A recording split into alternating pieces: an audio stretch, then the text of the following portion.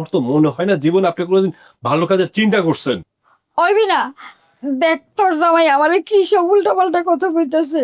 সুজন, দাদি কিন্তু এই বাড়ির মেহমান, তাকে সম্মান দাও। হ্যাঁ, সম্মান দিয়া কথা বলো। তোমার কি মনে হয় তোমার দাদের সম্মান না দিয়ে কথা বলতেছি? সম্মান দিতেছে দেখে তো তার ময়লা কাপড় চুপুর নিজের হাতে ধুইলাম, এখন যাইতেছে শুকাইতে, আবার বলো সম্মান দিয়ে কথা বলতে। আর কত সম্মান দিয়ে কথা বলবে? জীবন তো তোমাদের দুজনের মধ্যে আল্লাহর কালাম নাই, পশ্চিম কোন দিকে ফিরতও তাকাও নাই। আসছে সম্মানের কথা শিখাইতে আসছে। এই যে আপনি জীবনে কোনোদিন নামাজ পড়ছেন? মনে তো হয় না। কব্বরে যাইতেছেন, একটু আল্লাহ কালাম নেন, আল্লাহরে ভয় পান, আখিরাতে একটু ভয় পান।